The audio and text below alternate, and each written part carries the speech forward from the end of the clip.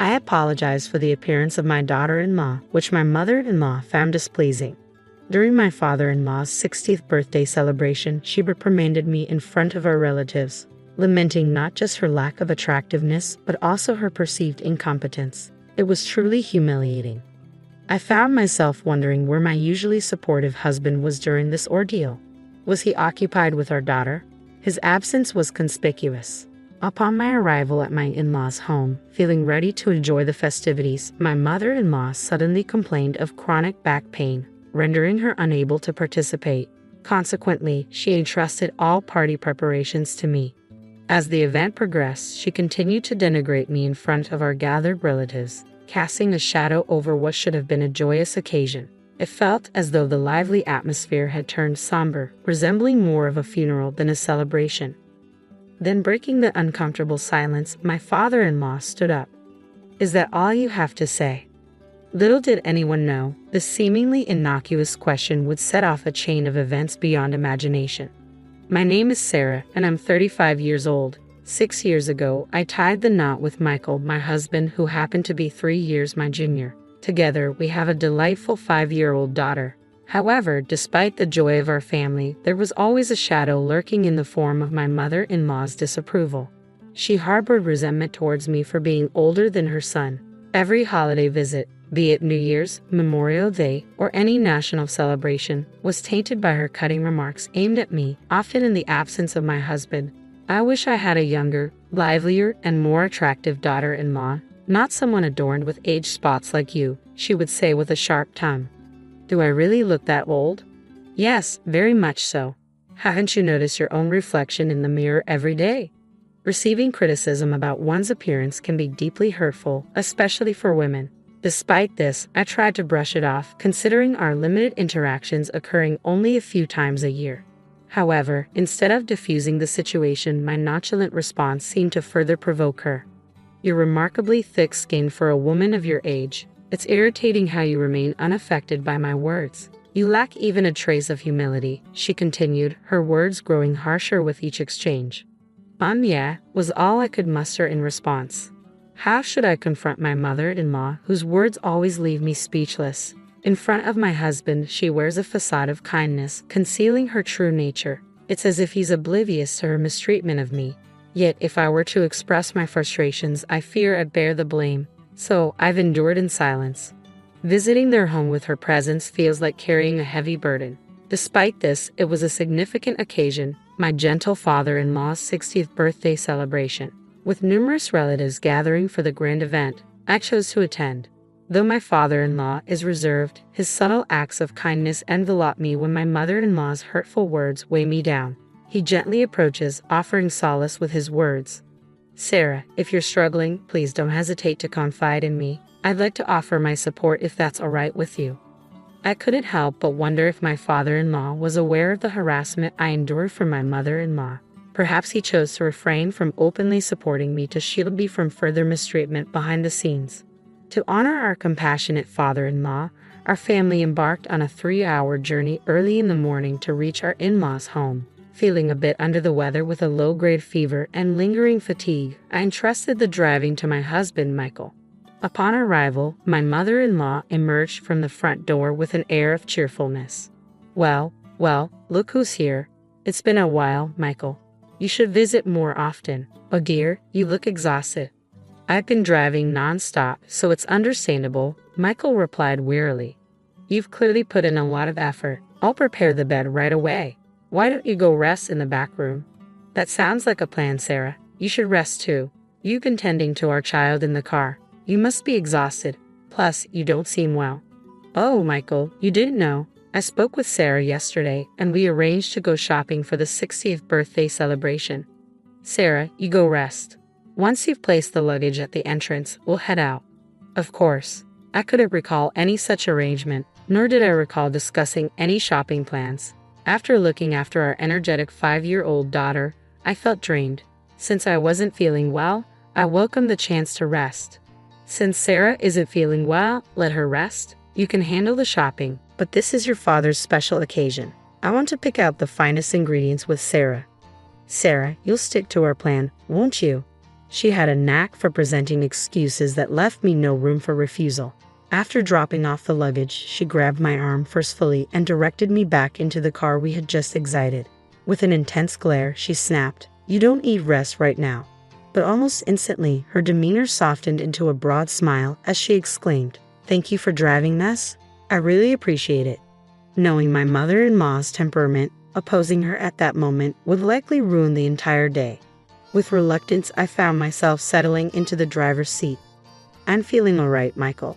You take a break. I'll accompany mother-in-law for shopping." Attempting to hand her daughter over to Michael, my mother-in-law swiftly intervened, taking the child from my arms and settling her into the child's seat before shutting the door firmly. Taking care of the child is a mother's responsibility. "Well then, Michael, we're off." As she settled into the passenger seat, her previously sweet demeanor vanished, replaced by a harsh tone as she began to chastise me. "So, you can't even manage to care for your own child? Quit relying on Michael for everything. You're nothing but an incompetent daughter-in-law, aging before your time." What was truly unsettling was her ability to maintain a sugary facade while my husband, Michael, remained within earshot, completely oblivious. "Wave goodbye to this microwave," she quipped as we embarked on the drive in my husband's unfamiliar car towards the bustling supermarket. Predictably, my mother-in-law wasted no time before launching into a lecture. "You'll regret lounging around while my son drives, mother-in-law," I retorted weakly. "Please refrain from such ominous remarks. I've been battling fever and fatigue since this morning. Your poor health stems from your lack of discipline, and your crow's feet, more pronounced. Those cheek spots, darker. It's painful to witness. Your skin has lost its former vitality," she criticized relentlessly. Drained of all energy to counter her harsh words, I merely nodded as we reached the supermarket. This is utterly exhausting. How do daughters-in-law worldwide endure such treatment from their mothers-in-law? My spirited mother-in-law sprang out of the car without a word of gratitude, immediately thrusting 2 shopping carts into my hands. "Move faster, you're so slow." Attempting to steer clear of the bustling crowds, I lagged behind, but she surged ahead, filling the carts with extravagant items like USDA prime beef, crab, salmon roe, and melons. She then proceeded to toss in unnecessary items. "Mother-in-law, do we really need all of this right now? I've already decided. We're stocking up so we won't have to make frequent trips. You should have known that without my having to tell you." Feeling utterly helpless, I allowed her to dictate the shopping list. By the time we finished, the carts were overflowing. "Let's head to checkout. Move quickly now. No dawdling." Despite her haste, when it was time to settle the bill at the checkout counter, my mother-in-law made no move to retrieve her wallet. "Mother-in-law, the payment," I ventured. She kept her hands folded behind her back, unmoving. When I pressed her again for the money, she shot me an angry glare. "You should foot the bill for everything." "Excuse me," I stammered. "As a wife, it's your responsibility to cater to your husband's family. Don't be miserly, just pay up." Reluctantly, I ended up covering the entire bill at the register, totaling $300. With no cash on hand, I had to charge it to my credit card. As a part-time worker trying to support my child, this financial blow hit hard. What made matters worse was that I had brought $300 as a birthday gift for my father-in-law's 60th birthday, but now I couldn't use it. This expense meant tightening our belts even further in the future, adding to the already heavy burden. I wonder how I'll break this news to Michael. If I were to speak up about this treatment, my mother-in-law might cause a scene. During the car ride home, she continued her onslaught of insults, showcasing an impressive array of verbal attacks. On our arrival home, my husband remained fast asleep, likely exhausted. Sensing an opportunity, my mother-in-law's smile widened as she began to assert her authority over me. "After you've put away the groceries, go eat in the garden immediately. Could I please have a moment to rest? You have no right to defy your mother-in-law. This is the consequence of letting Michael drive alone. You brought this upon yourself," I muttered. "If you have time to argue, then you have time to work. Hurry up, we're running out of time. After you've eaten, clean the bathroom and the toilet." Despite the injustice of the situation, I had no option but to endure it. Throughout the day, I toiled in the garden, pulling out weeds before tackling the grime and yellow stains in the bathroom and toilet. As I worked, I consoled myself with the thought that once the 60th birthday celebration concluded, I could enjoy some respite from my mother-in-law's presence. Just as I finished cleaning, my husband stirred from his slumber, surprised to find me still at work. "Sarah, are you all right? If you're not feeling well, don't push yourself too hard. Take a break," he urged. "Thank you, I'll take you up on that," I replied wearily. "Ouch, that hurts." But before I could finally rest, my mother-in-law suddenly let out a piercing cry, clutching her back in agony. Despite her earlier vitality, she now complained of sudden back pain, her demeanor shifting from lively to frail in an instant. "This is troublesome. My back is in excruciating pain. I can't manage anything. My chronic back issues have flared up once more. I won't be able to prepare food before our relatives arrive. Sarah, you're my only hope. But oh, what am I to do?" While her distressed demeanor seemed somewhat contrived, if her chronic back pain was genuine, then standing in the kitchen would indeed be impossible for her. With a heavy heart, I entrusted my husband with our daughter's care and reluctantly began cooking. "Sarah, are you certain you're all right?" "I'm fine. Cooking is my usual responsibility, remember?" I maintained a facade of strength for my husband, though my body was already weary. However, it was a significant day for my father-in-law, and I felt compelled to soldier on. My head is spinning, and the scent of food is making me queasy. But I must persevere for my father-in-law's sake. After completing the cooking, my father-in-law entered the kitchen to check on me. "You've worked tirelessly. Thank you for preparing all this food." "It's my pleasure. It's all for you. Please enjoy it later." As the relatives began to gather, each offering well wishes to my father-in-law, the atmosphere became animated. After the toasts were made and we were on the verge of starting the meal, my mother-in-law uttered something utterly shocking. "I regret to inform everyone that due to my chronic back pain acting up on this important birthday celebration, all the food was prepared by my daughter-in-law. I apologize for the lackluster quality of the dishes, courtesy of my unattractive daughter-in-law." Both my father-in-law and husband were stunned into silence by my mother-in-law's sudden outburst. "Not only is my daughter-in-law unattractive, but she's also clumsy and utterly inept. It's truly a shame," she continued, her tone dripping with disdain. As she exaggeratedly rubbed her back, my mother-in-law persisted in belittling me. "She's quite clumsy, you see. Without my assistance, she's helpless. I even question her ability to care for her own child. I worry whether Michael can cope with such a wife." What should have been a joyous occasion swiftly descended into a somber atmosphere, reminiscent more of a funeral than a celebration. My typically supportive husband, who should have been caring for our daughter, was conspicuously absent. Then, in a moment that shattered the tension, my father-in-law, who had been silently observing, rose to his feet. "Is that all you have to say?" he demanded, his voice cutting through the tension. "Seems like it. Perhaps it's time to bid farewell to the useless one," my mother-in-law added, her words dripping with contempt. In that instant, my husband strode into the room, carrying our daughter in a suitcase. His expression was unusually stern. "Dad, as you suggested, I've packed her belongings," he declared firmly. My mother-in-law's smile hinted at satisfaction. "Sarah, it appears you're being shown the door," she taunted. But to her astonishment, my husband handed the suitcase to her. "What?" My father-in-law's booming voice delivered the final blow. "Take that and leave this house immediately." Despite her initial confusion, my mother-in-law swiftly grasped the gravity of the situation. "Why am I the one being asked to leave?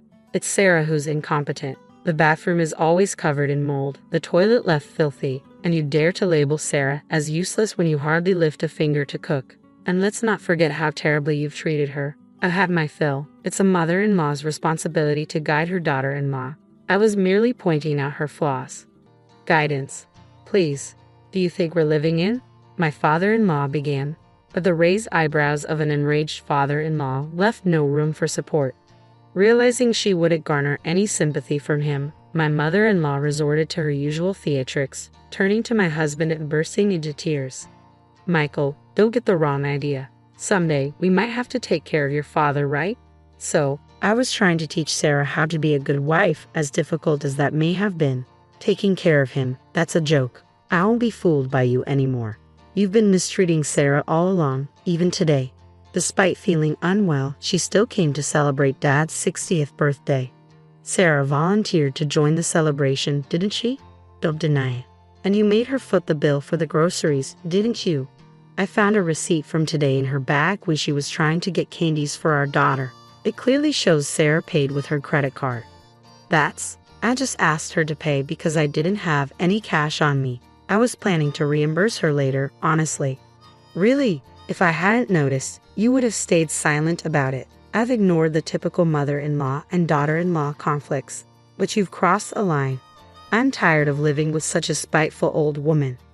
Witnessing my husband and father-in-law turn away from her, my mother-in-law reverted to her usual theatrics, blaming me with all her usual dramatic flair, tears streaming down her face.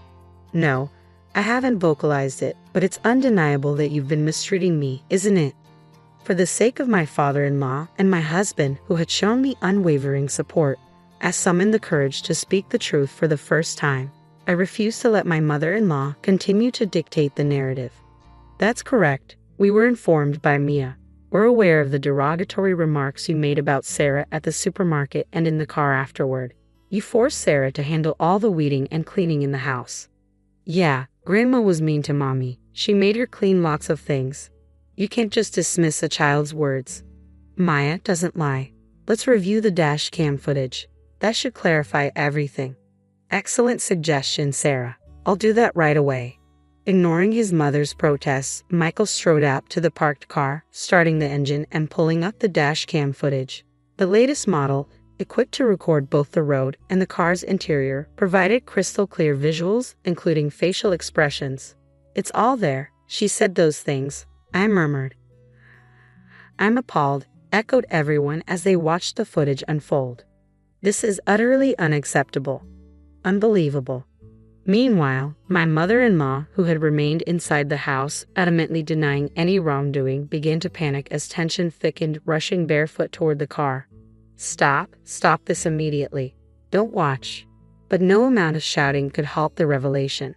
With all her transgressions laid bare, my mother-in-law stood speechless, stunned into silence.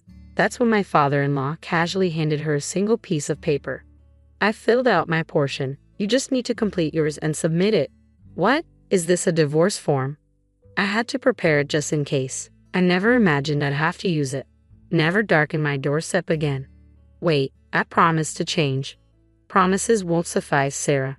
Please find it in your heart to forgive me. Seeing my mother-in-law plead for forgiveness, tears streaming down her face, was a pitiful sight.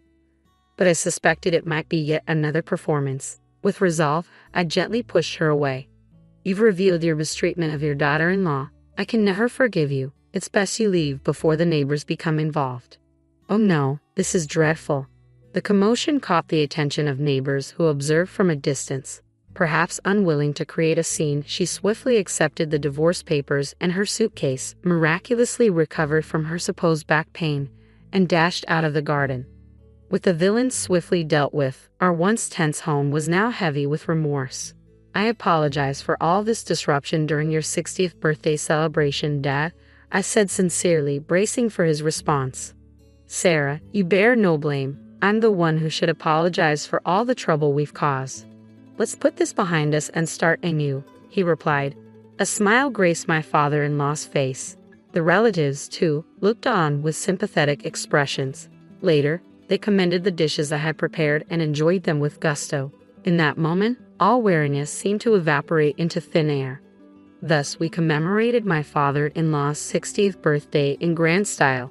Despite her initial reluctance, my mother-in-law eventually agreed to the divorce, and it concluded amicably. It also came to light that she had been embezzling funds from my father-in-law's account, resulting in an order for her to repay $10,000 that she had spent recklessly.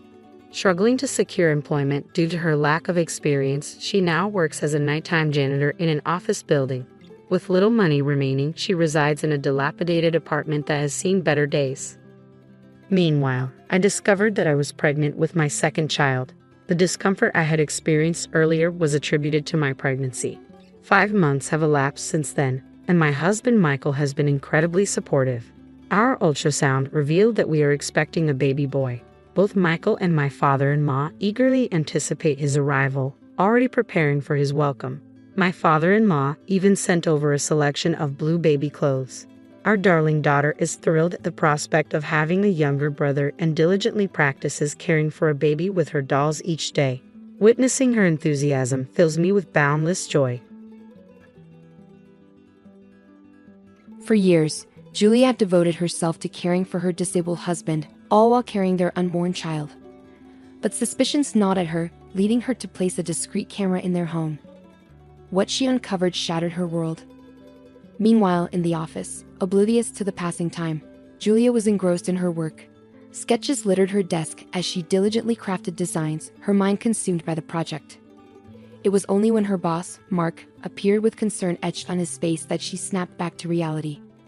"Julia, dear, it's time to take a break," Mark gently admonished. "You've been here far too long. Simon needs to be picked up from school."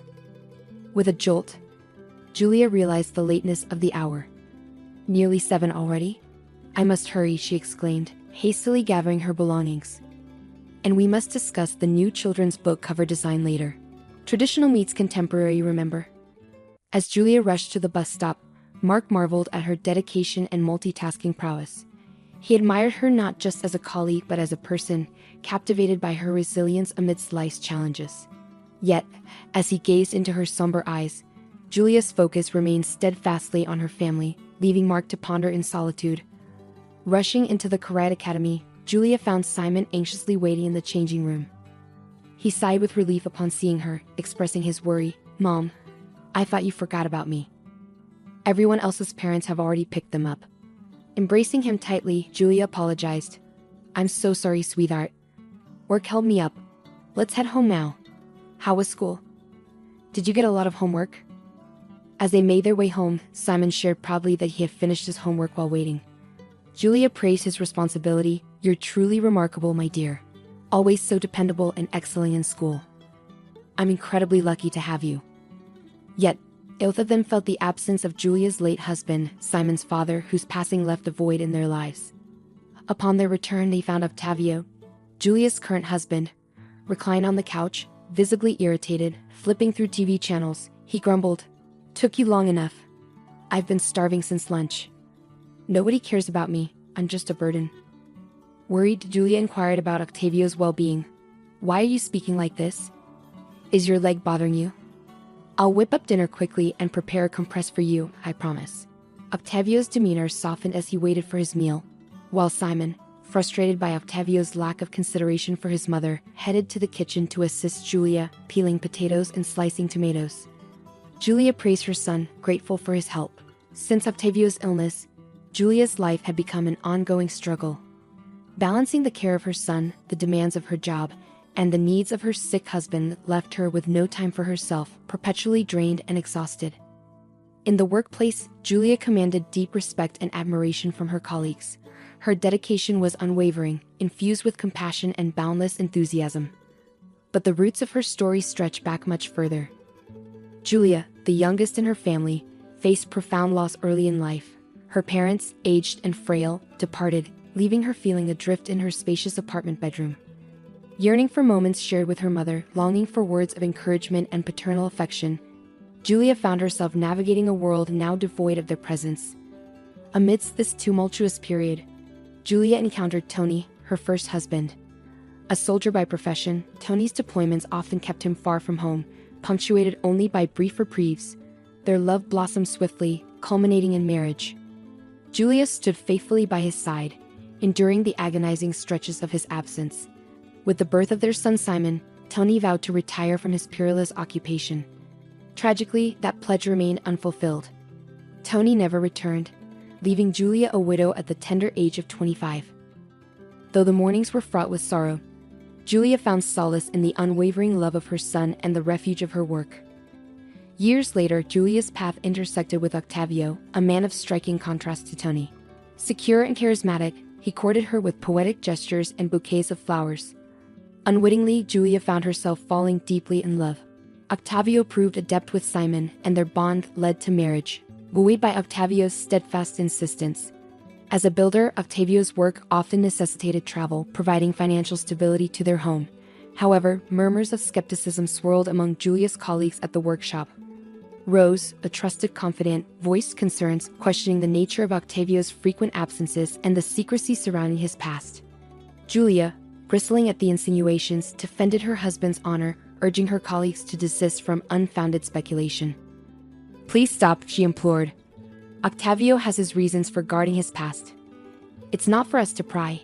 He provides for us, and that's all that matters. And rest assured, our family is expanding with the arrival of our new baby." Simon is overjoyed at the prospect of a sibling. However, tragedy befell Octavio during his work at a construction site in a nearby city. A fall from the third-floor scaffolding left him with severe injuries to his leg and ankle. Despite returning home with a cast, his mobility remained compromised long after the accident. For a man accustomed to activity, this incident dealt a crushing blow, leaving him feeling incapacitated and detached from the world around him. Julia, empathetic and supportive, shouldered the burden of household duties, caring for Simon, and assuming sole financial responsibility as Octavio's ability to work waned. With Octavio confined to their home, unable to contribute economically, Julia found herself stretched thin, especially with the impending arrival of their new baby. Yet, resolute in her determination to remain strong for her children, she soldiered on. What troubled her most, however, was Octavio's demeanor. He appeared disengaged, showing little interest in Simon's academic progress or household matters. Julia couldn't help but feel frustrated that despite his injury, Octavio seemed unwilling to offer even a modicum of support. "Octavio, why do you remain so despondent?" Julia implored, attempting to buoy his spirits. "Perhaps a short walk on the balcony for some fresh air might lift your mood. I'll assist you. It could aid in your recovery. Don't succumb to despair like this. Can't you see how much I'm struggling? I'm in constant pain, and the painkillers hardly alleviate it. I feel utterly helpless." Octavio's response came laced with accusation. "You're selfish, Julia. You only consider your own needs. Pregnancy isn't an ailment. Why do you complain? I spend my days alone, waiting for your return, only to be met with blame when you're here." Julia's heart sank at the bitterness in his words, grappling with the weight of her responsibilities and the strain on their relationship. A few days later, Octavio stumbled upon an online healer named Camila, boasting quick and effective cures for muscular and bone ailments. Despite Julia's attempts to dissuade him, Octavio remained convinced of the treatment's efficacy. Regular visits from Camila ensued, with Octavio claiming a reduction in his pain. On an ordinary day, Julia returned home earlier than usual due to Simon's illness, finding unfamiliar female footwear in the hallway. Realization dawned swiftly. Camila was in their house. The closed kitchen door piqued Julia's curiosity, prompting her to eavesdrop on Octavio and the supposed healer's conversation. What she heard left her reeling. Octavio's discontent spilled forth as he lamented, "Camila, I can't go on like this. Pretending to be infirm is exhausting. My back aches from lying around all day, and I've even put on weight. When will we rid ourselves of Julia and her son? She's already growing tired of me, but I can't wait to claim this magnificent house as my own." Attempting to assuage Octavio's impatience, Camila cautioned, "Rushing this will only invite suspicion, especially now that Julia's pregnant. We must proceed carefully. You'll need to care for the unborn child to avoid arousing suspicion as a widower. Patience is key. We've narrowly escaped detection before. Obtaining reliable poison is imperative. Administer it gradually in their tea, ensuring their demise appears as severe poisoning. No traces must remain. In a month, they'll be gone, and you'll be free." A shiver raced down Julia's spine as she absorbed the sinister plot unfolding before her. Her colleagues' suspicions about Octavio had proven tragically accurate. Her immediate impulse to confront them battled with the need for concrete evidence. She couldn't risk their escape. "He never loved me. Our marriage was a facade," Julia realized bitterly. "His reaction to my pregnancy wasn't joy, it was dread. I've endangered Simon by leaving him in Octavio's care." Desperation and determination warred within her as she silently retreated, bracing herself for the confrontation ahead. Gathering her resolve, Julia burst into the room with calculated force, masking her turmoil with practiced composure. "Hello, I'm back," she announced, steeling herself for the tumultuous ordeal ahead. As Julia stepped into the house, the kitchen door creaked open, revealing the healer. "Good afternoon, Julia. Our session just concluded. Your husband is showing signs of improvement. I'm doing everything in my power to aid his recovery," the healer announced. Julia, though shaken, maintained her facade of composure. "Thank you. I'll settle the payment in 2 days when I receive my salary. We'll settle the fees for both sessions." she replied calmly. With a nod, the healer departed, leaving Julia to confront her husband. Engaging in strained conversation with Octavio, Julia tended to his needs before checking on Simon, citing exhaustion and a throbbing headache. She was appalled by Octavio's deceit and the depths of his betrayal. The following day at work, Julia found herself consumed by distress, retreating to the privacy of the bathroom to weep. Lost in her turmoil, she was approached by Mark, whose concern was palpable. "Julia, forgive me if I'm prying, but something's clearly troubling you." "It pains me to see you like this," he remarked gently. Surprised by Mark's empathy, Julia divulged her harrowing ordeal. With a history of trust between them, she poured out her fears and uncertainties. "I feel trapped, Mark. It's like living with a traitor and a potential murderer. What should I do? How can I seek justice and safeguard Simon and myself?" she implored. Mark's response was resolute. "Julia, we must involve the authorities. I'll reach out to a reliable investigator I know. Share everything with him. He'll provide the assistance you need. Additionally, I have a plan. Discreetly tamper with Octavio's wheelchair, removing the screws, and leave a concealed recording device. If he's feigning his condition, he'll reveal it when the chair collapses. That'll be the evidence we require. I'll coordinate with the police for swift action. Remember, you're not alone in this." Empowered by Mark's support, Julia felt a surge of relief. With guidance from the investigator, her fear abated somewhat. She resolved to meticulously gather evidence against Octavio and the fraudulent healer, heeding the investigator's advice to exercise caution, preparing her own food and drink. Yet, with each encounter with Octavio, her resentment and fury simmered beneath the surface, fueling her determination to expose the truth. That night, Julia meticulously tampered with Octavio's wheelchair, carefully removing the screws and setting up her cell phone to record. As Octavio leaned on the chair, the wheels gave way, causing him to tumble. Swiftly rising to his feet, he attempted to maintain his ruse.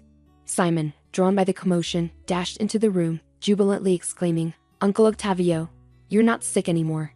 You're cured. How amazing." Julia's applause was laced with sarcasm as she addressed Octavio. "Indeed, Simon, it appears the healer's sessions are yielding miraculous results. Just look at Octavio's sudden agility. How could you deceive us like this? Why pretend to be ill?" Octavio, caught off guard, feigned discomfort, attempting to salvage his facade. But Julia's patience had worn thin. "Enough of this farce, Octavio. Your deceit is laid bare. There was never any injury, it was all a fabrication." Before Octavio could concoct a response, the doorbell rang. Simon rushed to answer it, ushering in Mark accompanied by a police officer. Informed of the plan, Mark wasted no time in springing into action. Together, they swiftly immobilized Octavio, thwarting any chance of escape. The police officer wasted no time in issuing a stern declaration. "Octavio Martinez, you and your accomplice Lucia, also known as Camila, are under arrest for attempted murder against Julia and Simon. Further investigation has revealed similar schemes in multiple cities, exploiting vulnerable individuals for personal gain. Your malicious intent will not go unpunished." Octavio's protests fell on deaf ears as the investigator intervened, silencing him. "Your theatrics won't save you, Octavio. Julia has provided damning evidence of your fraudulent recovery, and your accomplice has already confessed. Your time for deception is over."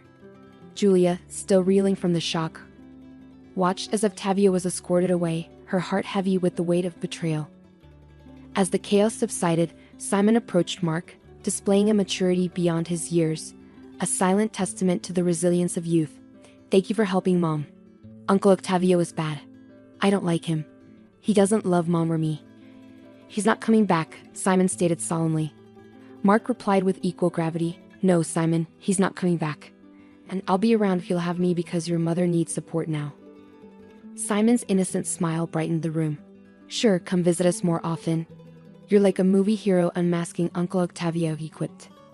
Recognizing the need for privacy, Mark suggested, "How about you watch a cartoon? I need to talk to your mother. It's adult stuff, probably boring for you." Understanding, Simon headed to his room as Mark turned his attention to Julia. He enveloped her in a comforting embrace, his voice gentle. "Don't torment yourself anymore, Julia. It's all over. Octavio and his accomplice will be in prison for a long time." Julia, almost in a daze, murmured, "Why do I have such bad luck? My first husband died.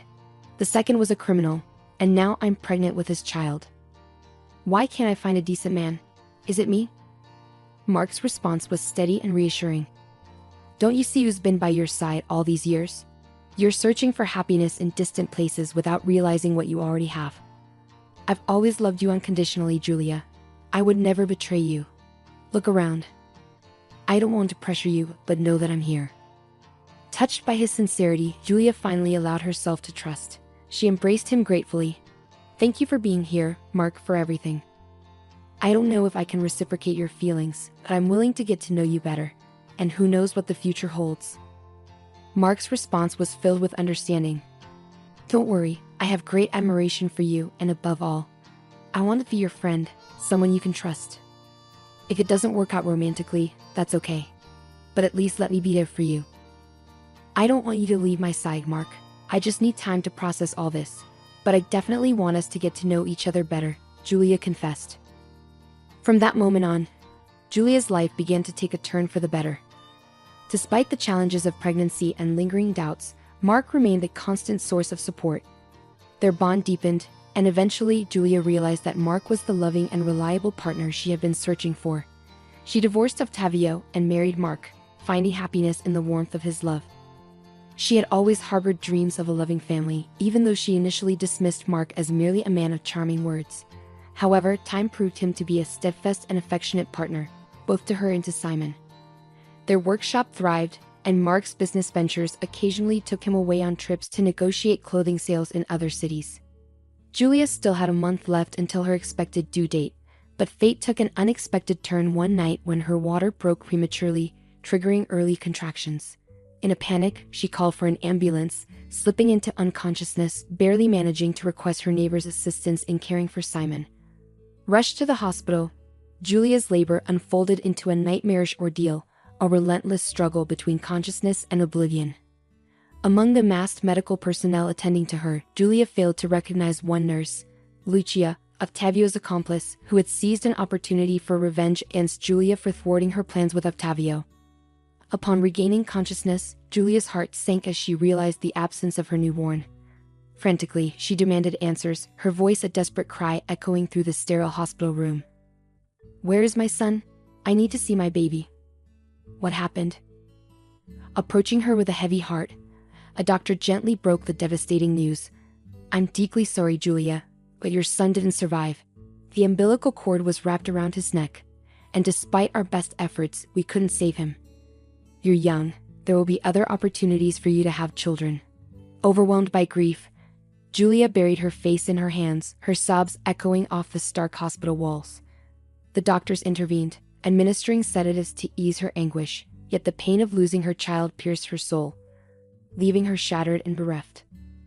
Upon learning of the tragic loss, Mark hurried to the hospital to offer solace to Julia. She was consumed by inconsolable grief, murmuring through tears, I would rather have perished than my son. I can't bear to live. Why did this happen to me? Mark enveloped her in a tender embrace, his touch a feeble attempt to soothe her anguish. Don't speak like that, Julia. You must stay strong, especially for Simon. He still needs you. Time will ease the pain. I'll be here every step of the way, he assured her gently. As they lay their baby to rest, Julia wept bitterly at the small graveside, grappling with the unbearable reality of their loss. Only Simon's unexpected fortitude and maturity offered her a glimmer of solace, allowing her to navigate the depths of her sorrow. Together, mother and son embarked on the arduous journey of healing. While the memory of their lost child continued to weigh heavily on Julia's heart, 7 years later, their atelier had blossomed into one of the city's most prestigious and sought-after establishments, drawing clientele from far and wide. Working in seamless harmony, Julia and Mark shared an unspoken understanding, their partnership flourishing amidst the creative whirl of their shared passion. Mark and Simon, now poised 13-year-old, had forged a bond akin to that of father and son. Simon excelled both on the soccer field and in his studies, a testament to his dedication and zest for life. One day, Julia found herself needing to take the subway for an urgent business meeting as their car was undergoing repairs. Along the way, her path intersected with that of a 7-year-old boy, his small frame supported by crutches, his appearance downtrodden and unkempt. Her heart constricted at the sight of him. Moved by compassion, she purchased pastries and hot tea, approaching the boy with a gentle offer. He devoured the food ravenously, nearly choking in his haste. Julia then delicately inquired, "Hello there, little one. What's your name? Why are you here on the streets? What happened to you?" The boy, once he finished eating, responded with a blend of timidity and resilience, "I'm John. I tried to ride a bicycle too big for me, and I ended up falling and injuring my leg. Since then, I had to rely on these crutches to get around." Concern etched across her features, Julia probed further, "That sounds serious, John. Haven't your parents taken you to see a doctor? You're so young. Surely there's treatment available." John let out a heavy sigh, his voice tinged with resignation. "My mother is always drunk, and I don't even know who my father is. She neglects me, never bothering to seek medical help. She insists it's better for me to beg for money." A wave of sadness and empathy washed over Julia as she wrapped the boy in a comforting embrace, pledging, "Fear not, John. My husband, Mark, and I will find a way to assist you. We'll explore avenues for your treatment." The boy regarded her with a mix of hope and skepticism. "I doubt it will make a difference. My mother prefers me to beg. She doesn't want me to get better," he lamented. Driven by an overwhelming urge to intervene, Julia vowed to John that she would spare no effort in improving his circumstances. Galvanized by her determination and the boy's longing for a brighter future, she offered reassurance. "Let's explore our options, John. Hold on to hope. We'll advocate for you. No child should endure suffering due to their parents' neglect." She swiftly dialed Mark, her voice choked with emotion, and relayed the distressing situation. Mark wasted no time, arriving promptly to lend his ear to John's tale and extend his assistance. Together they resolved to visit the boy's home to confront his mother and gain deeper insight into their predicament. With a touch of apprehension, John guided them to his apartment. As they prepared to depart, Julia took note of John's tattered and soiled attire, declaring, "We'll pick up some fresh clothes for you on our way." Excitedly, John inquired if he should bring anything along. Julia assured him, "No need. We'll take care of everything." Upon reaching the apartment, they were met with a pungent odor of alcohol and tobacco lingering in the air. The apartment lay in disarray, and John's mother lay slumped in a chair, snoring loudly. With a heavy heart, John explained his mother's situation. "She hasn't stirred since last night. She was drinking with some men in the kitchen. It'll be a while before she wakes. When she does, she'll demand money from me, then use it to buy more alcohol and cigarettes. If I don't bring enough, she'll hurl insults at me. Why is she like this? Why does she drink? Why doesn't she love me like other mothers?" Julia and Mark exchanged grim glances, deeply troubled by John's account. However, their resolve remained unyielding as they declared, "We're taking you home, John. Tomorrow, we'll accompany you to see a doctor about your leg, all right?" Leaving a note for John's mother detailing their decision, they ushered him away from the desolate scene. John embraced Julia with heartfelt gratitude, likening her to a fairy from his storybooks. Though touched, Julia's smile was tinged with sorrow as she ran her fingers through the boy's unruly curls. En route, they purchased new attire and backpacks stocked with essentials for John, who expressed profound appreciation and eagerness for a fresh start with them. Arriving home, Julia's thoughts were consumed by caring for the child. After bathing John and examining his leg, they realized the severity of the situation. His limb was visibly misshapen, indicating a grave underlying condition. After a nourishing meal and clad in fresh attire, John drifted into a peaceful slumber, a serene smile gracing his lips. Meanwhile, in the kitchen, Julia, Mark, and Simon convened to address their newfound responsibility. Julia was resolute in her determination to care for John, yet Mark voiced apprehensions regarding the potential complexities of formal adoption, cautioning of the legal hurdles they might face. Excited at the prospect of welcoming John into their fold, Simon pledged to be a supportive older brother. Mark interjected, "While I'm in favor of John staying with us, we must acknowledge the legal implications. Adoption is a lengthy and intricate process. Are you prepared for this?" Undeterred, Julia responded with unwavering resolve. "Ever since I laid eyes on John in the subway, something stirred within me. He's no longer a stranger, he's become family. I'm committed to giving him a happy and normal childhood. He deserves nothing less. Without our help, what fate awaits him? A life marred by delinquency and despair, perhaps even incarceration. Together, we can nurture him into a good person, help him find purpose, and who knows, maybe even walk again. I'm prepared to fight for him, no matter the obstacles." Thank you for standing by me. The following day, Julia escorted John to a pediatric orthopedist. After a thorough examination, including x-rays and CT scans, the doctor delivered their assessment.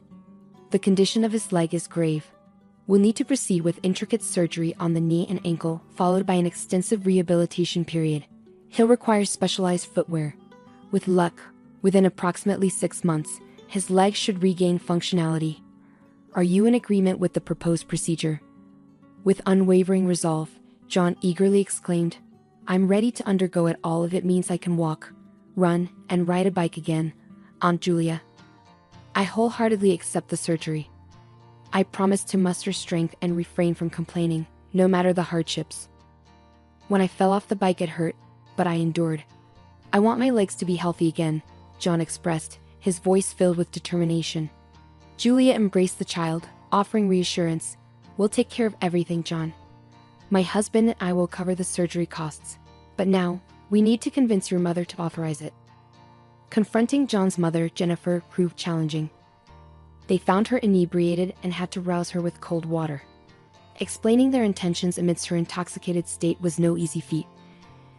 They discussed the medical consultation and diagnosis, but Jennifer, irate and intoxicated, protested vehemently. Who are you to decide for my son? I'm his mother, and I won't allow you to lay a finger on him. He's my bread and butter. Give him back to me this instant. Attempting to reason with her, Julia pleaded softly, Can't you see? You're consigning John to a life of hardship. Doesn't your son, who struggles to walk, deserve compassion? Have you considered his future?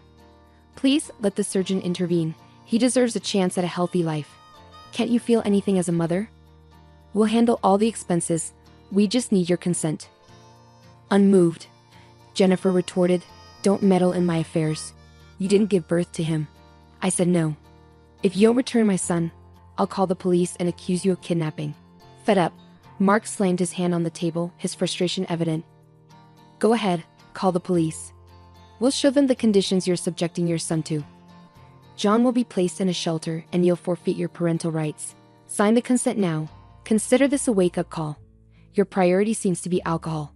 With a pointed gesture, he presented bottles of alcohol alongside some food, silently challenging the negligent mother to reconsider her stance. Jennifer quickly assessed the situation, signing the papers without hesitation, but not without lamenting. Why are you doing this to me?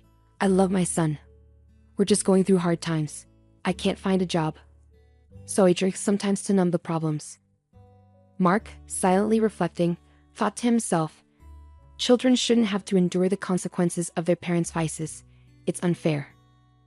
Outside, Julia and Mark breathed a sigh of relief, grateful to have extricated themselves from that tense situation.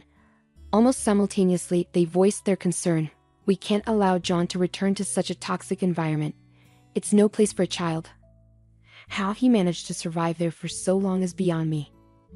With determination, Julia organized everything for John's surgery, ensuring all necessary tests were conducted. When the doctor requested blood donations from the family, an unexpected discovery surfaced. Julia and John shared the same rare blood type. Perplexed, the doctor inquired, Are you two related? Julia, denying any familial connection, explained John's situation. The doctor proposed a DNA test to confirm any potential relationship while proceeding with surgery preparations, expressing confidence in their likely connection. Sharing the doctor's observations with Mark, Julia contemplated, the doctor might be onto something. Have you noticed their striking resemblance? Perhaps we should compare childhood photos. Intrigued, Mark agreed, it's worth exploring. Let's proceed with the DNA test. Meanwhile, John braced himself for the impending surgery. As John underwent the procedure, Julia, having known him for just 2 weeks, experienced overwhelming concern. She anxiously awaited news, her heart heavy with worry. Finally, the doctor emerged with reassuring updates. The surgery was successful, but the road to recovery would be arduous. In that brief period, Julia and John had forged a bond so deep that they felt like a genuine family. John had become attached to Julia, facing each stage of his treatment with courage and even attempting to lift her spirits with his playful rhymes and wordplay. His recovery journey was not just physical but also emotional, filled with hurdles and moments of revelation. Julia accompanied him through it all, her heart a mixture of anxiety and hope. Witnessing John's resilience during physiotherapy sessions filled her with admiration. He approaches each exercise and procedure with such determination, even when the pain and exhaustion seem overwhelming, Julia often remarked, offering him a reassuring smile as she held his hand during their sessions. During this time, Julia couldn't shake off the thought of their shared rare blood type. As they lay in bed at night, she contemplated the possibility of some distant familial connection. Perhaps he's a distant cousin, she mused, attempting to unravel a family mystery she hadn't known existed. Sensing his wife's introspection, Mark inquired, "What's on your mind, Julia?" She sighed softly, responding, "Just pondering the unexpected twists life throws our way, Mark. I never imagined John could be a distant relative." As the day of the DNA test results drew near, Julia's anxiety heightened. Regardless of the outcome, she knew that she and John were already deeply connected. Yet, the prospect of a blood tie stirred a mix of anticipation and apprehension within her. "Regardless of the test, John is a part of our family," she assured Mark and Simon, who nodded in understanding. They were prepared to embrace John as kin, irrespective of the outcome. One day, Mark rushed into the room, visibly agitated, clutching a set of papers. "Julia, you won't believe this. Sit down," he urged, handing her the test results. "John is your biological son, with a 99% probability." Stunned, Julia struggled to comprehend. "But the baby who died at the maternity wasn't my son. My child has been alive all this time, and who was I married to then? How could this have happened?" Overhearing the conversation, John was bewildered by the revelations. "So, you're my real mother?" he asked incredulously. "This is unbelievable. And Jennifer, the woman I thought was my mother, isn't actually my mom." Julia held John tightly, tears streaming down her cheeks. "It seems you are indeed my real son, my dear. I'm overjoyed to have found you alive. They told me you had passed away. Please forgive me, I didn't know. We'll uncover the truth about what happened. I promise I'll never leave you again, my little ray of sunshine." In the subsequent legal proceedings, Julia was officially recognized as John's biological mother, and Jennifer, the neglectful mother, lost her parental rights. When Jennifer realized she would lose her benefits, she suddenly remembered John, begging for him to return, feigning love and longing. However, John remembered the mistreatment and neglect vividly. He was grateful for the love of his new parents, Julia and Mark, and was determined to bring happiness to their lives. After an extensive investigation, detectives unraveled the mystery behind the disappearance of Julia's son. They discovered that Lucia, in a cruel and desperate act, had swapped Julia's newborn with Jennifer's deceased baby at the hospital. Both women had given birth on the same day, facilitating the malicious exchange. Shocked by this revelation, Julia demanded answers. How is this possible? Why is Lucia not in prison? She should be held accountable along with Octavio. I need to confront her, look her in the eyes, and ask why she ruined my life and my son's. The detective, with a grave expression, informed her, life has its own way of meting out justice. Lucia is now confined to an asylum, battling a terminal illness. She spends her days alone, without visitors, enduring immense suffering. And to complete the picture, Octavio succumbed to tuberculosis in prison. These words made Julia realize that, in some way, Lucia was already facing the consequences of her actions, isolated and forgotten in her final days. Upon arriving home, Julia was greeted by a heartwarming scene. Simon and John were engrossed in a playful game, while the savory aroma of Mark's tortilla filled the air. Their faces lit up at the sight of her. "Mom, you're back. We missed you. Is everything okay?" "You look a bit worried," John remarked, perceptive to Julia's expression. Seated at the table with her beloved family, Julia opened up about her emotions. "Today, I'm reminded of how incredibly blessed I am. I have 2 amazing sons, a husband who's my rock, and a fulfilling job. I truly feel fortunate." As Mark served dinner, he chimed in, "I'm glad you recognize our blessings. Remember, we're always here for you." The dinner conversation was animated, filled with laughter and dreams for the future. John, now fully integrated into the family, shared in the joy. In their home, where love prevailed, everything felt harmonious. Together, they had weathered storms and overcome obstacles. Now, with the shadows of the past behind them, they looked forward to a future brimming with happiness and unity. Their life, rich with love and companionship, marched onward, leaving darkness behind and paving the way for days of joy and fulfillment. If you enjoyed this story, we'd appreciate a like, and a subscribe to our channel. Your support enables us to continue sharing incredible stories almost daily. Don't miss out on the next captivating tale coming your way. Thank you for being a part of our journey.